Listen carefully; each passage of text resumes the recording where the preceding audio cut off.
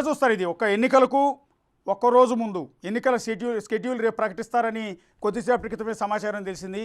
So రేపు ఇంకొక 24 గంటల్లో ఎన్నికల షెడ్యూల్ ప్రకటిస్తున్న నేపథ్యంలో ఒకరోజు ముందు కవిత ఇంట్లో ఈడీ అధికారుల రైట్ని ఎట్లా చూడాల్సి ఉంటుంది?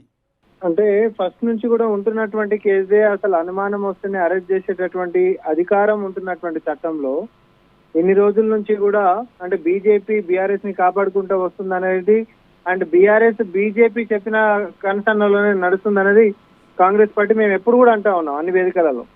ఇప్పుడు కూడా జస్ట్ ఎన్నికల కంటే బిఫోర్ ఈ చేస్తున్నటువంటి హైడ్రామా ఏంటిది అని అంటే ఎంత వాళ్ళు మొత్తుకున్నప్పటికీ కూడా బీజేపీ బీఆర్ఎస్ యొక్క అనుబంధాన్ని ప్రజలు గట్టిగా విశ్వసించారు, వీళ్ళిద్దరు ఒకటే అనేటటువంటిది గట్టిగా పోయింది. కాబట్టి దీన్ని నిర్వీర్యం చేయాలి అని అంటే కవిత మీద కొద్దిపాటి చర్యలు తీసుకున్నట్టుగా ఉండాలని చెప్పి అవసరమైతే ఇప్పుడు అరెస్ట్ కూడా చేసేటటువంటి అవకాశాలు ఉంటున్నాయని కూడా మేము కూడా వింటా ఉన్నాము. చేసేసి మళ్ళీ ఎన్నికలకి అయిపోగానే మళ్ళీ దానికి తూతూ మంత్రంగా ఏదో చేసేసినాము అంటే చేసేసినాము, ఎన్నికలలో జనాలు ఒకసారి మనం నమ్మిరా అంటే నమ్మిరు, దాని తర్వాత ఇక కవిత కలిసి మనం ఇంటికి టైప్ లో ఉండేటటువంటి దిశగా పోతుంది అనేది మాకుంటున్నటువంటి సమాచారం. ఉందా మీకు అరెస్ట్ చేసే అవకాశం ఉందన్న సమాచారం ఉందా మీ దగ్గర? మేము అనుకుంటున్నాం ఈ విషయంలో ఎన్నికల కంటే బిఫోర్ ఇప్పుడు ఉత్తగానే వచ్చి సోదాలు చేసేసి వెళ్ళిపోతే మాత్రం జనాలు అసలే విశ్వసించరు. కాబట్టి ఈ హైడ్రామాలో కవితనే అవసరమైతే అరెస్ట్ కూడా చేయొచ్చు అనేటటువంటిది మేము వింటా ఉన్నాం.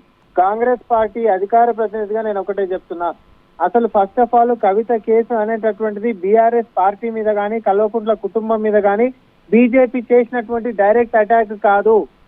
ఇది ఢిల్లీలో ఉంటున్నటువంటి లిక్కర్ పాలసీలో తోతుంటే లోపల ఉంటున్నటువంటి అవినీతి చిట్టాలో భాగంగా యాక్సిడెంటల్ గా కవిత గారి పేరు వచ్చింది. దాంట్లో కూడా మిగతా వాళ్ళందరినీ అరెస్ట్ చేయడం లేకపోతే వాళ్ళు అప్రూవర్ గా మారడం మనం చూసినాం. కానీ కవిత గారిని అన్ని చట్టాలు కూడా అరెస్ట్ చేయాల్సిందేటటువంటి దిశ చూపించినప్పటికీ కూడా ఇన్ని రోజులు అరెస్ట్ చేయకుండా కాపాడినటువంటి బీజేపీ, నేను ఒకటైతే అంటున్నా, ఇది ప్రత్యక్షంగా ఆ పార్టీ మీద కానీ కల్వకుంట్ల కుటుంబం మీద కానీ చేసినటువంటి చర్య కాదు.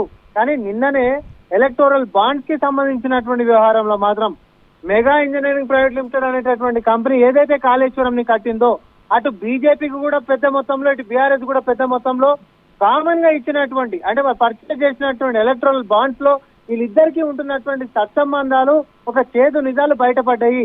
అవి ఇంకా బాండ్ నంబర్స్ తోటి కూడా ఈరోజు సుప్రీంకోర్టు చెప్పింది. మళ్ళీ ఇంకొక 4 రోజుల్లో దాని మీద కూడా మరి స్పందన తీసుకునేటటువంటి ఉంది. కాబట్టి ఈ చీకటి సత్యాలని కాంగ్రెస్ పార్టీ భవిష్యత్తులో మేము ముందు పెట్టబోతున్నాం కూడా.